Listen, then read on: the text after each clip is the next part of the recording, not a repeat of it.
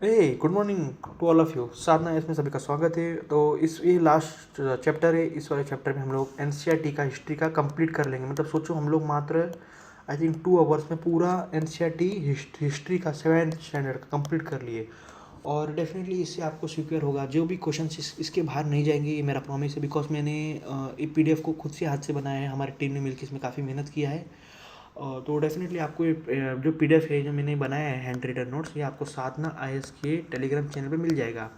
Please इसको join कर लीजिए बिकॉज सारे अपडेट्स वहाँ पे मिलेंगी, सारे इंपॉर्टेंट पीडीएफ। अभी मैं बहुत सारे रीजनल ऑर्गेनाइजेशन लाने वाला हूँ। मैं ट्रिक्स बताने वाला हूँ कि आप कैसे कौन से पार्ट्स कहाँ से बोरो किए, आर्टिकल्स, आपको पूरे फंडामेंटल राइट्स आपको एक वीडियो में आपको लर्न करा दूंगा।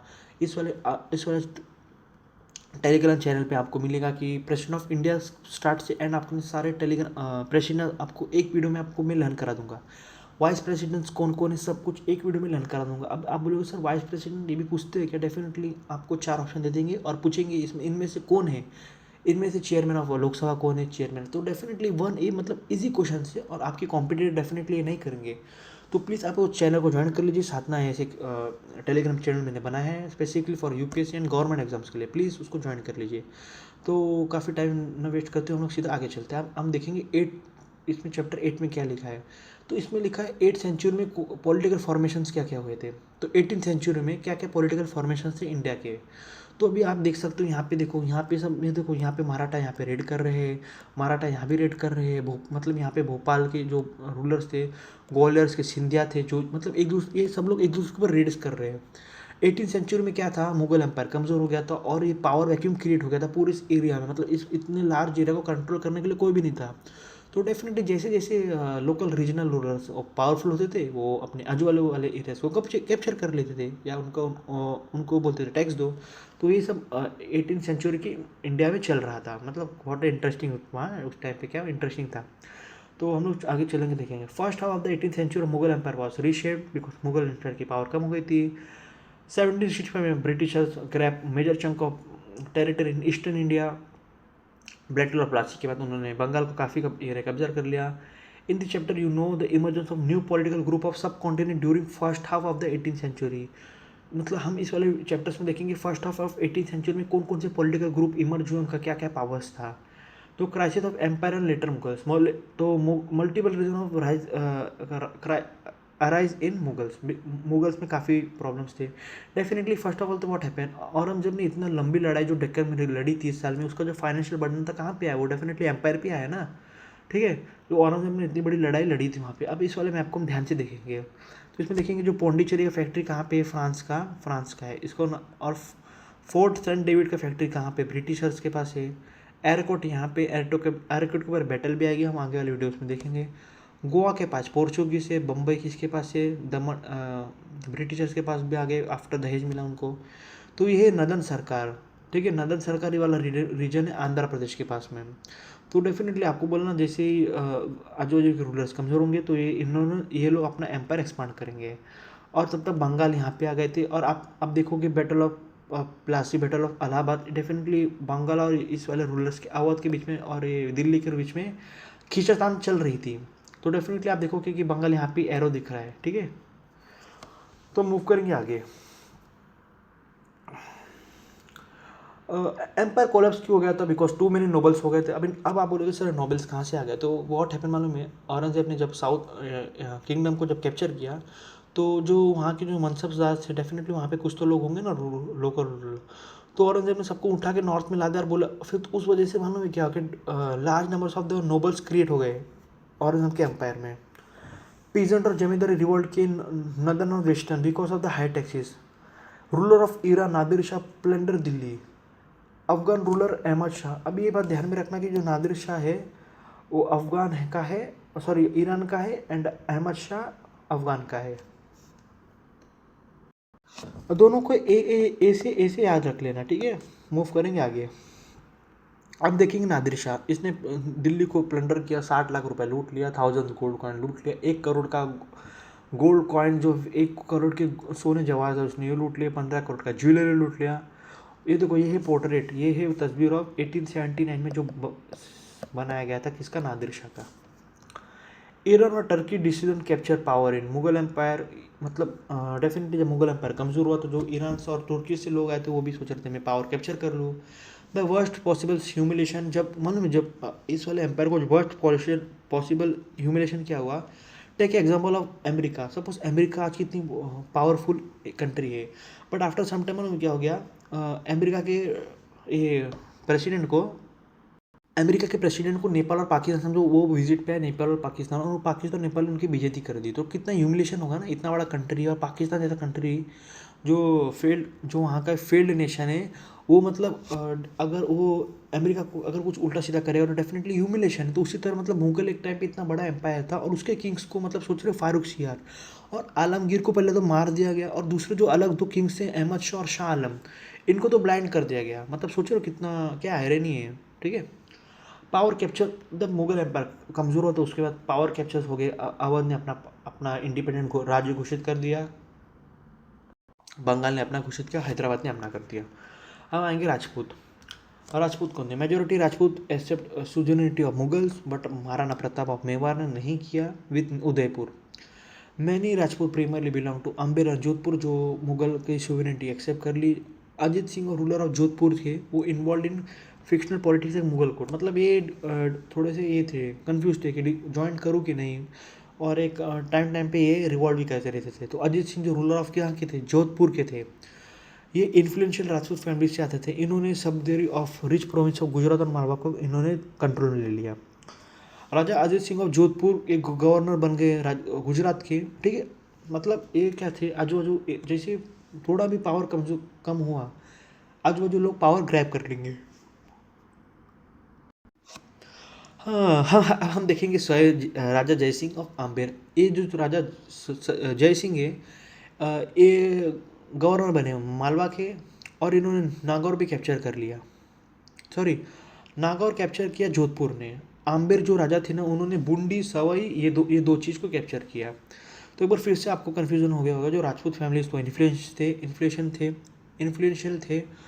राजा अजय सिंह ऑफ जोधपुर ये गवर्नर बने गुजरात के, और डेफिनेटली इन्होंने नागौर जो जिला है वो थोड़ा ऊपर पार्ट में ही है, ठीक है। राजा जय सिंह ने फिर एक न्यू कैपिटल फाउंड किया, उसका नाम था जयपुर। और राजा जय सिंह को सूबादारी मिल गई थी आगरा की भी इन 1722 में। मराठा 1740 में also put pressure on Rajput because what happen, Bajirao जो वल्लाड थे, बाजीराव मस्तानी वाले गंभीर सिंह, वो 1720 से लेकर 1740 तक इन्होंने नाक में दम कर दिया था पूरे इंडिया में। मतलब इतना रेड करते थे, इतना मतलब इन्होंने पूरा परेशान कर दिया था। तो यही बोल रहा है कि मराठा 1740 में also put pressure on Rajput, ठीक है। अब हम देखेंगे many Rajput built fort on hill, like example Chittorgarh. मतलब राजस्थान के रूलर्स थे ना, वो अपना जो फोर्ट्स थे वो पहाड़ के ऊपर बनाते थे। ऑफकोर्स बिकॉज ऑफ द दो एनिमी है वो उसको रीच ना कर पाए। तो कुछ बेसिक फीचर्स देखेंगे हम लोग जो चित्तौड़गढ़ के किले में। तालाब को क्या बोलते थे? पॉन्ड। कुंडी मीन्स वेल्स। और बावली उसको बोलते थे ना जो स्टेप वेल है, मतलब वो कुआं जिसमें ना क्या सीढ़ी लगी होती थी, आपने देखा होगा वो कुआं होती है जिसमें सीढ़ी लगी होती है, उसको बोलते थे स्टेप वेल। स्टेप मीन्स चलने वाला। हम देखेंगे कि राजा जय सिंह ऑफ जयपुर, राजा जय सिंह इन्होंने ही अम्बेर सिटी बनाई, इन्होंने जयपुर सिटी बनाई। और he was governor of Agra. Agra के गवर्नर 12 साल रहे, और ये मालवा के गवर्नर 5 या 6 साल रहे। हिज पावर, इनकी पावर दिल्ली से नर्मदा तक रीजन की थी। इन्होंने कंस्ट्रक्ट किया था ऑब्जर्वेटरी, ठीक है, 5 जगह पे, दिल्ली, जयपुर, उज्जैन और मथुरा एंड वाराणसी। हम मूव करेंगे सीधा सिक्स के ऊपर। हम इसमें आएंगे सीधा 6 के ऊपर। ड्यूरिंग 1700 सेंचुरी में help in regional building, help in Punjab, several battle fought by the Guru Gobind Singh against Rajput and Mughals. और इन्होंने खालसा की स्थापना रखी। इनकी डेथ हुई 1708 में। The Khalsa revolt again Mughal हुई अंडर बंदा बहादुर लीडरशिप। मतलब बंदा बहादुर की लीडरशिप में इन लोगों ने काफ़ी चैलेंजेस दिए। फिर बंदा बहादुर क्या बोलते हैं, ये कैप्चर हुआ 1715 में, और इसको एग्जीक्यूट कर दिया गया किसके द्वारा? फारूक सियार के द्वारा। The Sikhs organise themself into number of band, और बैंड को क्या बोलते थे? जत्था। इस बैंड को क्या बोलते थे? जत्था। लेटर ये बैंड क्या बना मिसल्स बना, मिसल। और ठीक है, जब ये बैंड मिसल बना और जब ब्रांड जब मिसल बन के जब बड़ा बनता था तो इसको दाल खालसा बोलते थे। एंटरली बॉडी मीट होती थी अमृतसर में। क्यों मीट होती थी? बिकॉज ये यहाँ पे अपना रेजोल्यूशन पास करते थे, अब आगे का क्या प्लान है। और ये मोस्टली मिलते थे बैसाखी या दिवाली के टाइम पे। और इनके जो भी डिस्कशंस होते थे उसको गुरु माता बोलते थे। उसको क्या बोलते थे? Gurmata. The system of rakhi was introduce offering protection to cultivator और पेमेंट। मतलब इस रखी का प्रोविजन क्या था? अगर आप सी कंपेयर में रहते हो तो आपको 20% टैक्स देना पड़ेगा, तभी आपका फसल बच सकता है, तभी आपको कोई परेशानी नहीं होगी। तो ये क्या है? 20% टैक्स है। इसको क्या बोलते हैं? Rakhi. Guru Gobind Singh inspired to establish Khalsa. Later 18th century the Sikh extended Indus to Jammu. मतलब इन्होंने अपना रीजन जो इंडस रिवर से लेके जम्मू तक बढ़ा लिया। बट ये डिवाइडेड इनटू डिफरेंट रूलर्स। मतलब ऐसा नहीं कि एक ही रूलर रूल कर रहे हैं, डेफिनेटली ऑफकोर्स ये डिफरेंट सेट्स ऑफ रूलर्स, यहाँ पे डिफरेंट सेट्स ऑफ रूलर्स थे। रंजीत सिंह ने कैपिटल बनाया लाहौर को 1799 में। अब आएंगे मराठा के ऊपर। मराठा कौन से? ये डेफिनेटली ये डेक्कन्स में इन लोग इमर्ज हुए 17th सेंचुरी में। Shivaji born to Shahji and Jijabai at Shivneri in 1630 में। इसके गार्डियंस का नाम था दादा कोंडेव। और शिवाजी ने अपना करियर चालू किया एक जवली की तरह, ठीक है, और एक अनडिस्प्यूटेड लीडर ऑफ मराठा की तौर पे उभरे। इफेक्टिव रेवेन्यू सिस्टम, इसको बोलते हैं chauth. And sardeshmukhi. Chauth means what? Suppose आप अभी महाराष्ट्र में रह रहे हो तो आपको जो भी लैंड जो डायरेक्टली कंट्रोल कर रहा है कौन? मराठा एम्पायर, तो आपको चौथ देना पड़ेगा। बट सपोज आप अभी रह रहे हो इंदौर में, तो ऑफकोर्स इंदौर के रूरल कमजोर है तो मराठा कभी भी रेड मार सकते हैं। तो यदि आपको उस रेड से बचना है तो आप बोलोगे एक काम करो, ले लो चलो 10% सर देशमुखी और लो। तो ये 10% क्या था? एक तरह से वो टैक्स था, प्रोटेक्शन टैक्स समझे इसको, ठीक है। पीजेंट को कुनबी बोलते थे, जो बैकबोन ऑफ एम्पायर थे। जैसे कि अहोम्स में फोर्स लेबर बैकबोन थे, उसी तरह मराठा के कौन थे? कुनबीस थे। 1720 से लेकर 1761 में इन लोगों ने अपना एम्पायर काफ़ी एक्सपांड किया। मैं आपको बोला उस टाइम पे बाजीराव बल्लट थे, उसके बेटे दोनों बहुत इफिशिएंट मिलिट्री लीडर थे। मराठा ने मालवा गुजरात को सीज कर लिया मुगल से 1720 में, ठीक है, बिकॉज उस टाइम में मुगल कमजोर हो गया था। 1730 में Maratha king recognize as a overlord of entire Deccan peninsula. 1730 में मराठा ने खुद को डेक्कन का किंग बोल दिया और he pose the right of chauth and sardeshmukhi. मतलब भाई आप जो भी एरिया हमारे बीच में है उसको आपको या तो चौथ देना पड़ेगा तो सर देशमुखी, दोनों में से एक देना पड़ेगा। चौथ 25% था। लैंड रेवेन्यू क्लेम बाय जमींदार।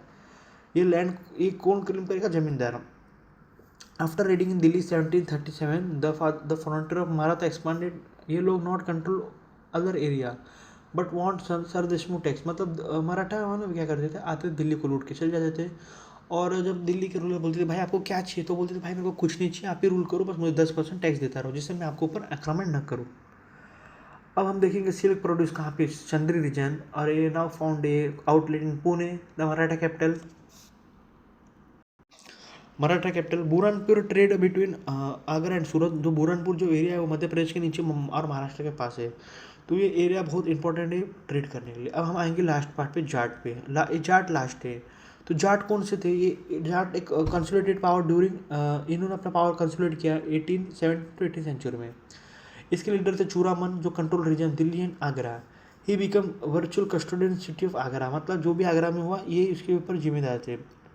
Jat important centre is Panipat and Ballabhgarh. Jat के इंपॉर्टेंट सेंटर के कौन कौन से थे? आप बोलोगे सर पानीपत और बल्लभगढ़।